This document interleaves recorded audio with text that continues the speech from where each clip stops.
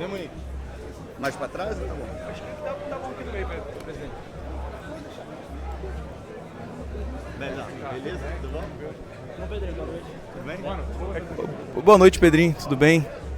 Primeiramente, lhe perguntar, já sendo direto, né, como é que está a movimentação, mercado agitado, se tem alguma novidade sobre o Vasco nesse momento? Desde que eu cheguei, sim, a gente tem trabalhado de uma forma mais discreta possível, porque a gente sabe que a concorrência financeira é grande e às vezes algum nome que é ventilado, obviamente isso aumenta a repercussão e o debate na mídia, com isso aumenta também o nível de propostas e a gente acaba não sendo tão forte no mercado. Então a gente já identificou os pontos necessários e devagarinho a gente, dentro do orçamento, respeitando muito toda a história que vocês já sabem, para a gente tentar ser assertivo e fazer um time mais forte, mais competitivo para a temporada. Pedrinho, a gente sabe que você trata com muito carinho dois projetos, que é a reforma de São Januário e o CT também, e a gente sabe que vai ter um investimento no CT. Queria que você falasse como está o andamento desses dois projetos. Faz parte de todo o processo também para você atrair e contratar jogadores, né? Porque os jogadores se falam, obviamente.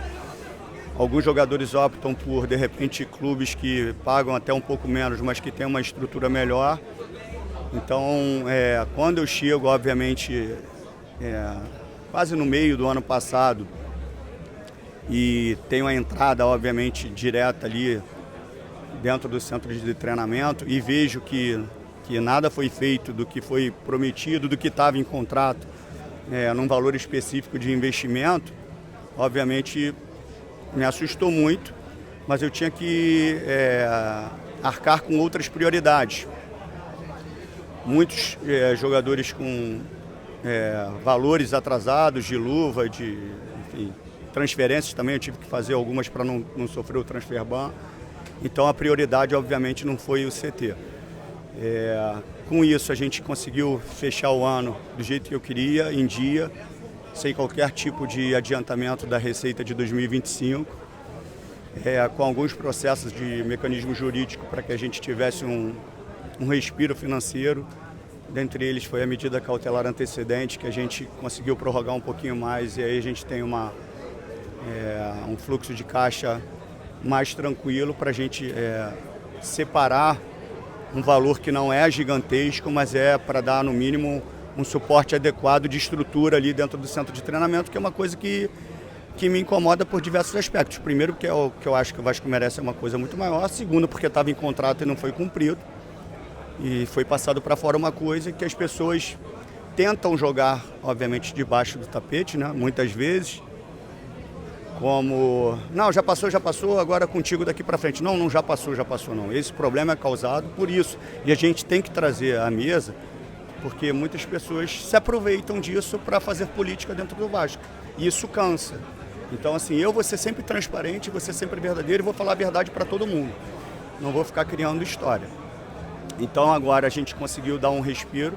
A gente tem que ser assertivo, porque o dinheiro é curto. E mais com a recuperação de alguns atletas, que teoricamente faz parte até da minha contratação. Porque se você me perguntar como não foi pago praticamente nada, vocês viram isso que foi publicado essa semana, eu estou pagando a todos esses atletas. Então, teoricamente, eu estou contratando esses atletas que já tinham sido contratados. Então, é todo um malabarismo financeiro para a gente botar o clube,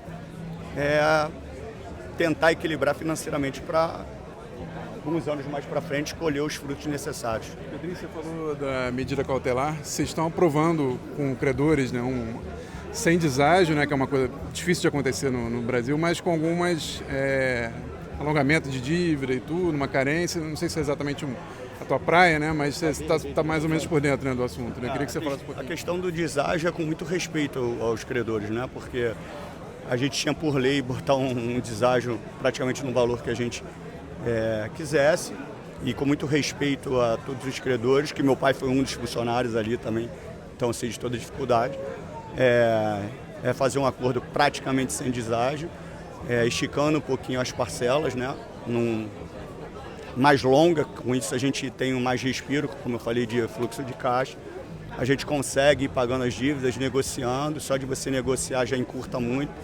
A gente tem uma perspectiva que nas negociações a dívida caia, de repente, até mais do que da metade. E se a gente fizer isso com um cronograma muito bem elaborado de pagamento, a gente consegue sanear as dívidas. O tempo ele depende muito das receitas que a gente vai ter.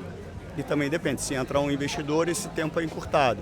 Se por acaso não entrar um investidor, a gente leva um pouco mais de tempo. Mas como eu falei, eu não vou desrespeitar o Vasco. O Vasco foi desrespeitado de forma financeira e de forma institucional. E isso não vai acontecer comigo. Não é uma briga Pedrinho 7777, é uma briga com o Vasco. A 777 lesou o Vasco, não o Pedrinho. Então eu represento o Vasco, eu represento o torcedor, eu represento o sentimento do torcedor. E a minha responsabilidade é ser respeitoso em todas as áreas, dentre elas a financeira. Quais são as perspectivas do investidor? Você comentou da espera, uma possível proposta em breve, ou que dá para passar para a torcida sobre isso? É repetitivo e chato, mas é o que eu tenho que ser. Quando as pessoas falam assim, eu tenho que ir lá cobrar qualquer investidor que tenha um NDA assinado. Eu não cobro porque isso não faz parte de uma negociação. Como é que eu vou chegar para o investidor e falar assim, dá para você fazer uma proposta para o Vasco logo? Isso não existe. Então as pessoas falam que eu não tomo iniciativa. A minha iniciativa não é essa. A iniciativa é eu passar todos os números que a gente já passou através do NDA assinado e esperar uma avaliação dos investidores que a gente tem, obviamente, já com a assinatura do NDA. Dito isso, a gente fica na expectativa que eles façam uma proposta ou recuem de vez até para tirar a perspectiva do que é criado com relação aos torcedores. Então, assim, que pé que está? Todos eles praticamente no mesmo nível de avaliação. Não sei qual o número de membros das equipes para debruçarem sobre os contratos e acelerarem o processo de leitura. Quanto mais gente, obviamente, mais rápido é feita a leitura, para que eles tenham uma definição se eles vão querer ou não, que tipo de proposta eles vão fazer, qual o modelo dessa proposta.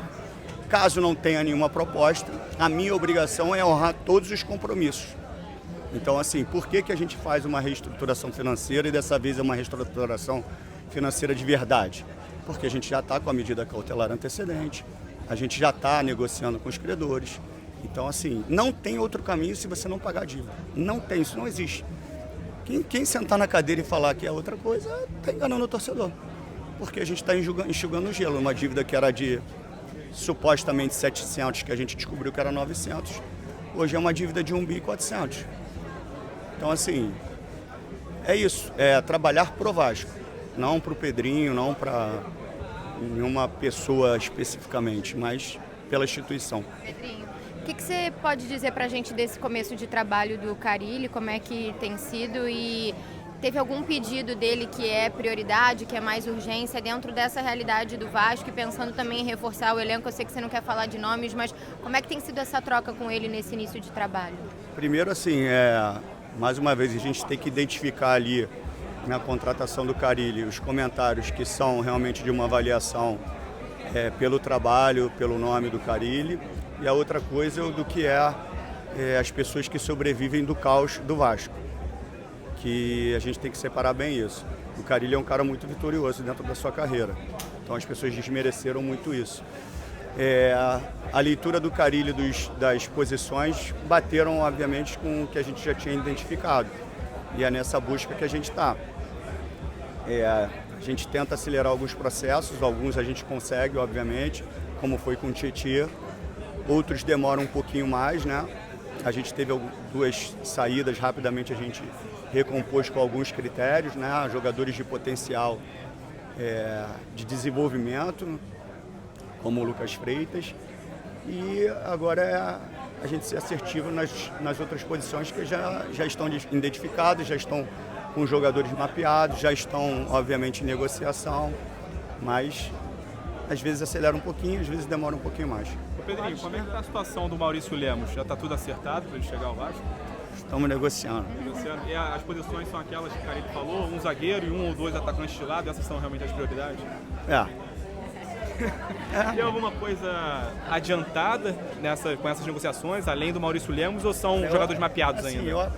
Eu aprendi que a gente só vai falar, eu pelo menos só vou falar depois que tiver assinado. Eu aprendi que muita coisa é acertada de uma forma muito segura e acontece uma pequena coisa na hora certa e as coisas não andam. Então, assim, algumas posições elas já estão em negociações, umas um pouco mais avançadas, outras no início, mas quando tiver assinado vocês vão saber. Mas as posições assim, que a gente já identificou como necessidade. Em relação às renovações, tem algumas conversas com o Léo Jardim, com o Verrete. Estão tudo em andamento.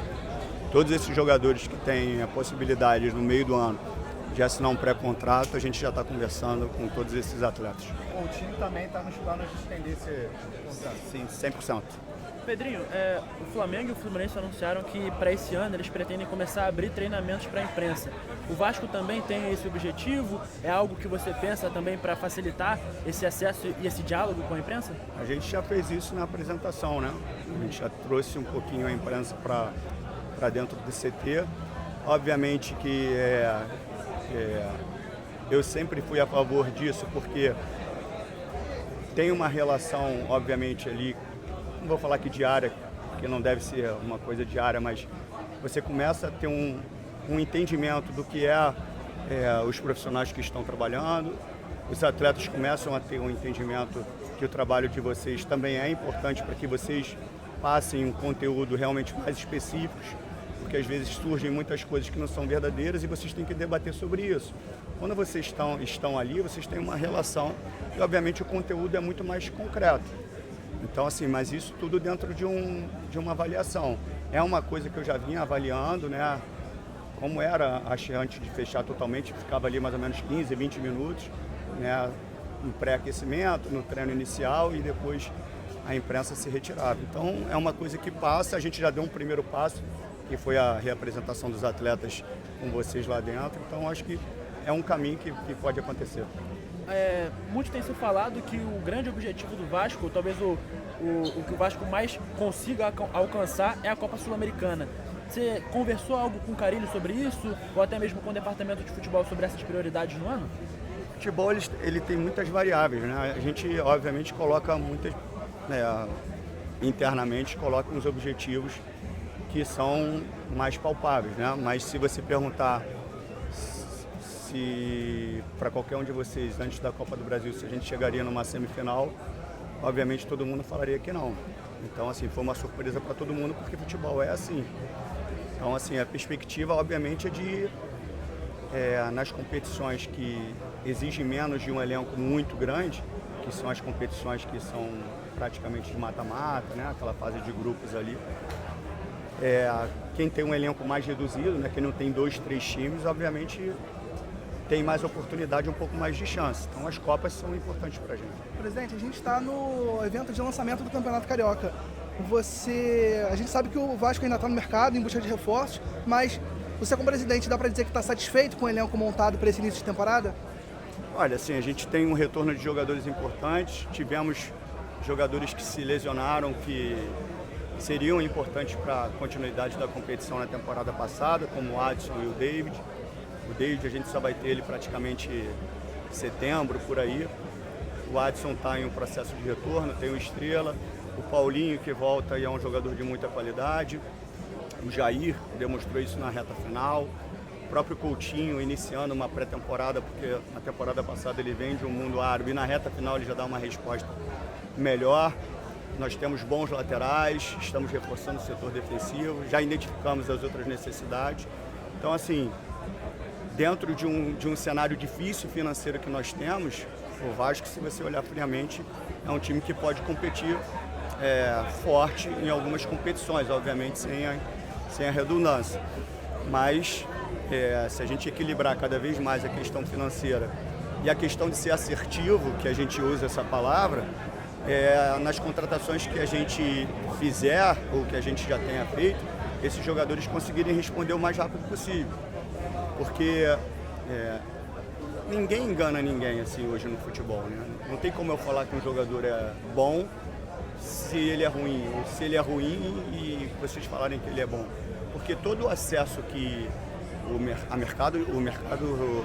a análise de desempenho tem, o scout tem, né? Eu tenho, vocês têm. Né? Todos os aplicativos, todos os softwares, toda ligação. Então, se eu trouxer um jogador e falar que ele é bom, vocês em 1 segundo vocês sabem se ele é ou não. E nenhum jogador que a gente traz são jogadores que a gente não achou que tivesse um potencial para ajudar. Agora, se desempenhou ou não desempenhou, são as variáveis do futebol. A gente acredita que esse ano alguns jogadores podem render melhor do que eles renderam. E isso seria uma ajuda também muito grande. Com relação à satisfação do elenco, volta a cair na questão financeira, né? Muitos jogadores que de repente a gente teria uma receita para contratar, nós estamos honrando. Porque imagine você dentro de um elenco, você sendo um atleta, e eu estou te devendo luvas, salários atrasados e estou lá buscando outros jogadores. Então, se eu não honrar com você, eu tenho que, no mínimo, como é que eu entro dentro do vestiário? Eu perco praticamente o vestiário. E também eu não conseguiria entrar no vestiário com todos esses atrasos que não foram feitos por mim, mas que desde o momento que eu assumo, minha responsabilidade. Então, como é que eu chegaria ali para te cobrar algo como atleta, né? Pô, você tem que fazer isso, se eu não estou honrando contigo e estou por fora contratando outros jogadores. Então, assim, é um mecanismo financeiro difícil, mas que a gente está aí para isso. Nós entramos sabendo de tudo. Então, assim, eu não estou lamentando, eu só não vou deixar que as pessoas joguem para debaixo do tapete e digam, não, isso aí a gente já sabe, agora daqui para frente. Não. A gente já sabe, não. Isso aqui é o problema que nós temos causado pelo que aconteceu. E a gente não vai jogar para debaixo do tapete. Eu vou ficar relembrando para todas essas pessoas que fingem uma insanidade para causar o caos dentro do clube. E eu vou dar sempre luz para isso, para que uma hora isso termine em São Januário, porque muitas vezes o Vasco, muitas pessoas do Vasco atrapalham o próprio Vasco. Então, assim, pode ter certeza que tem muita gente que torce para as coisas não darem certo, e isso eu não consigo entender. Entendeu? Vascaíno torcendo contra Vascaíno. Cobrança, obviamente, avaliação de trabalho, isso é muito digno e muito respeitado por mim como presidente. Agora, deslealdade, jogo político, para estragar o clube, não, por causa de uma pessoa, por causa de mim, a gente tem que pensar no Vasco. Eu não sou maior do que o Vasco, eu represento eles e vou fazer o melhor para isso. Você falou de vestiário já. Tem um tempo que o Vasco não consegue ganhar o Campeonato Carioca. Você falou de vestiário. Você e o Felipe, que tanto desempenharam bem no Campeonato Estadual, no Carioca especificamente, já deram alguma dica pro elenco de como ganha o Campeonato Carioca? Cara, aí assim, o que acontece? Lá atrás, eu não sei se vocês vão lembrar, mas foi acho que a última vez que eu falei não sei se foi depois da demissão do Paiva. Na demissão do Paiva e quando eu fui efetivar o Felipe, foi isso. Eu falei que a antecipação do campeonato estadual, devido ao Mundial de Clubes, ela prejudica todo um processo de planejamento. Por quê? Obviamente que vai ter uma pausa no meio do ano. Só que os atletas que jogaram a temporada inteira, eles precisam de um mês de férias. Não tinha como eu negociar com esses atletas, dar 15 dias de férias para depois dar mais 15 no meio do ano, sendo que os atletas já tinham viagem marcada, já tinham passagens compradas, sabe? Tem todo um desgaste emocional do que foi a temporada passada. Então, esses atletas não vão iniciar o campeonato, devem iniciar pela 4ª, 5ª rodada. Aí eu tenho que trazer o sub-20 para jogar o estadual, sendo que os times menores de potencial, como é o primeiro adversário nosso, o Nova Iguaçu, que foi vice-campeão carioca, como Volta Redonda, times que são muito bem estruturados, que já vêm treinando há muito mais tempo, e a gente teve que apresentar o sub-20 no dia 27, então eles passam 2, 3 dias praticamente fazendo exames, aí para o ano novo, então começa a treinar praticamente no dia 2, para jogar uma competição já no dia 11, contra equipes que já são estruturadas. E aí na copinha eu tenho que botar o sub-17, então você mexe em toda a estrutura. Aí é que eu falo, o torcedor quer saber disso? Não, se eu não ganhar sábado do Nova Iguaçu, é pancada. Mas toda essa estrutura é muito difícil de ser construída. Se eu estou, obviamente, com um time titular, se a competição é um pouco mais para frente, a gente já entra dentro da competição com uma outra cara. Então, assim, mas é o que eu falo, o torcedor é emoção e ele não quer saber disso. Tá confiante? Confiante sempre, muito confiante sempre. Valeu, Pedrinho. Obrigada. Valeu. Valeu.